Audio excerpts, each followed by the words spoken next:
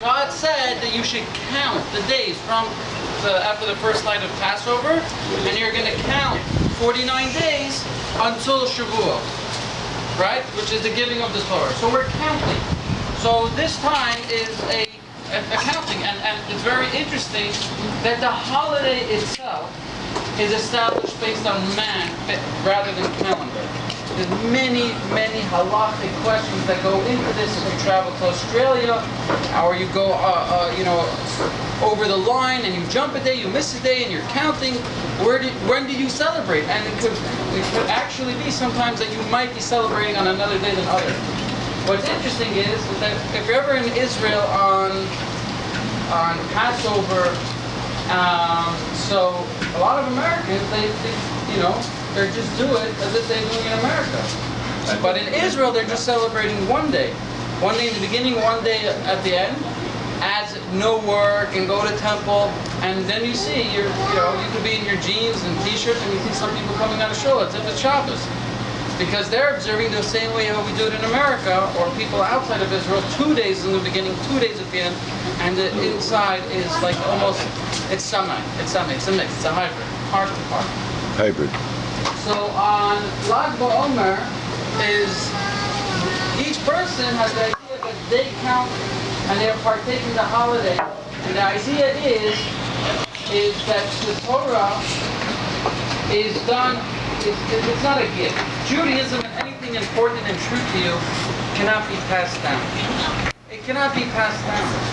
You can't make a person smart unless they work for it. You can't make a person achieve unless they work for it.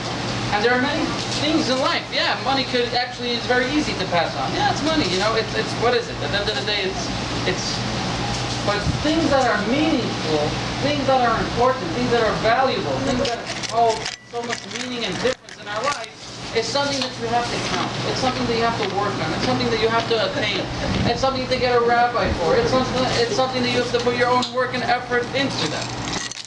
Now, that's the idea of counting until receiving the Torah. You have to prepare yourself. You have to do work. A nice event just doesn't happen on by itself. So, in the time after the second temple, there was Rabbi Akiva. And Rabbi Akiva had founded and led the greatest yeshiva, the greatest Jewish university of Torah study, and there was something going on that many of the students were dying. On Lag BaOmer, the students stopped dying, and the reason that's given is that although they were great students of the greatest sage of the time, but they were very non-respectful to one another. Meaning to say, they were not conducting with each other with proper respect. And in America, this is something we can greatly appreciate because there's a lot of arrogance in this country. That's what they were suffering from. They were suffering from arrogance. So what makes special Lag BaOmer is that it stopped, and then people stopped dying, and it was, there's a punishment, a plague for creating this very high Talmudic sages stopped. Another something special very much about Lag BaOmer is the passing of Rabbi. Rabbi is an acronym for Rabbi Shimon Bar Yochai. Who was Rabbi? His name was Rabbi Shimon Bar Yochai. Now, Rabbi Shimon Bar Yochai was the author of the Zohar. He was the author of the Zohar. Now, we hear a lot of special things about the Zohar. The Zohar is how do you say this? It's, so to speak, the hidden part of the Torah. It's not the to-do, but it's the why.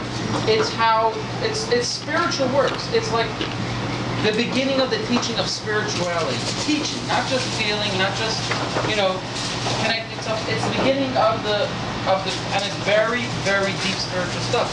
In fact, until the time of the Baal Shem Tov, which was 250 years ago, you had to be 40 years old in order to study Zohar, or anything part of it.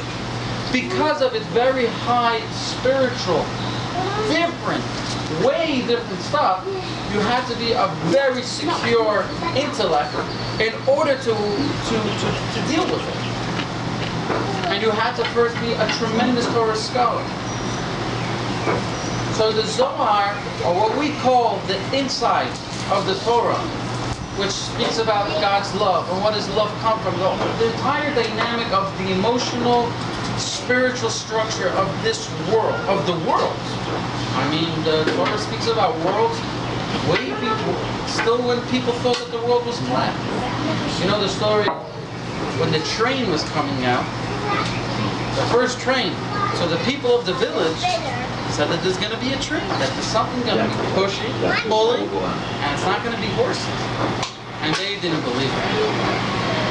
So, obviously, every town, all the people came to see the train coming by. This is the greatest invention that man has ever seen, and it really did change the face of the world, thanks to that invention.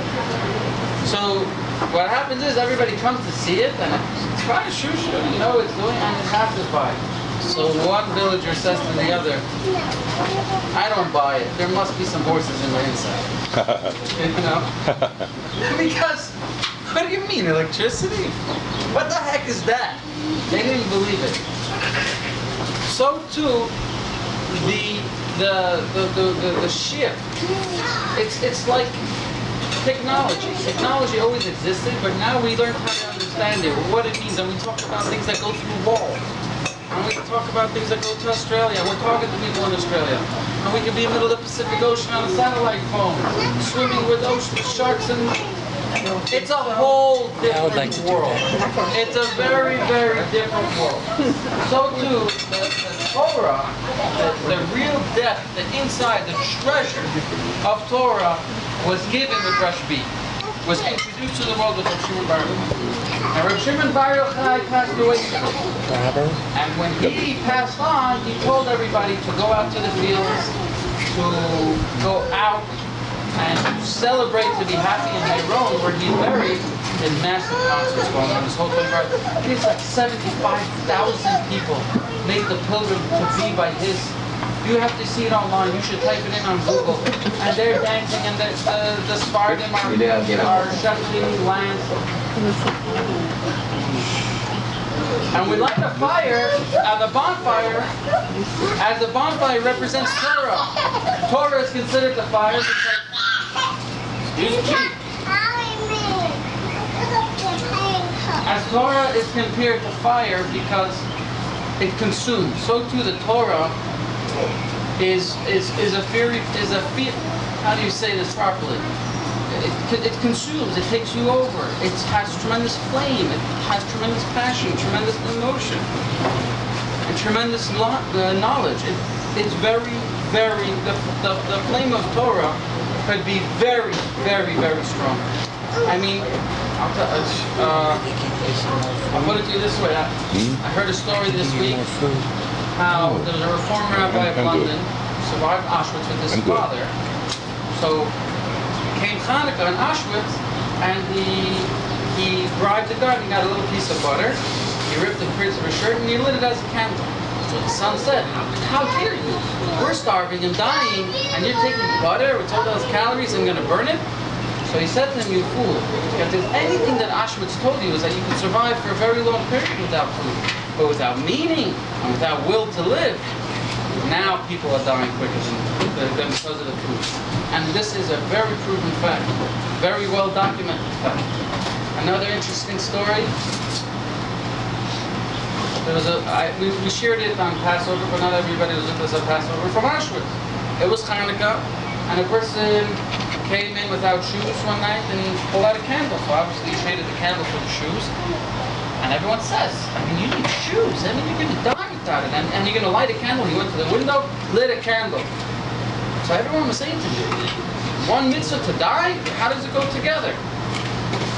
And then, sure enough, after he lit the candle, the guards came and they nearly killed him. Everyone thought he was dead. The next night, he finally got out of bed and he lit 2 candles. Because that's called chutzpah. That's called chutzpah. Because what does it represent? What does it represent? That the Torah and the Jewish life that the Nazis were trying to destroy was that. So you see how the Torah can be so passionate and so alive in your life. And we all have a certain flame, a certain push for us to know more, to know different, to to learn and to grow. We all have different passions in something. So therefore, this day really represents a whole different dynamic because until 250 years ago, most people had no idea Kabbalah teaching. Kabbalah teaching started from Rabbi, but wasn't open to the masses until 250 years ago. And it really turns everything over its head. I mean, there's very big differences, not practical differences, but environment differences than the people that don't study Kabbalah do, and everybody excels in their part. But the point is that it's a different world, it's a lot more alive, it's a lot more nourishing, it's a lot more meaningful, and it really changes you. So that's why this is what we're celebrating on today, that we get together, go out to the field and celebrate, we light a bonfire, and we're going to light one now, and thank you very much everybody for coming. Well, thank you. Hag Sameach. Thank you very much. So we're going to light the fire, Marty, yeah? The fire. I'll go get Mickey and she'll be very interested. Oh, I have You're the fire starter? No, you rub two sticks together.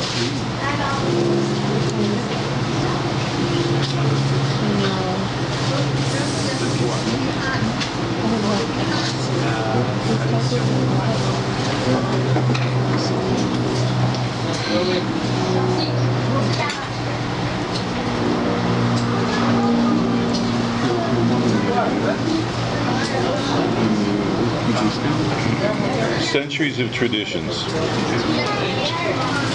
Many, many centuries of traditions.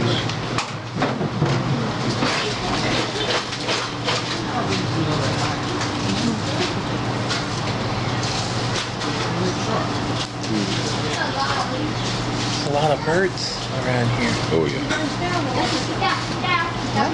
Yeah, what birds? Birds. Yeah. Oh, yeah. Nice.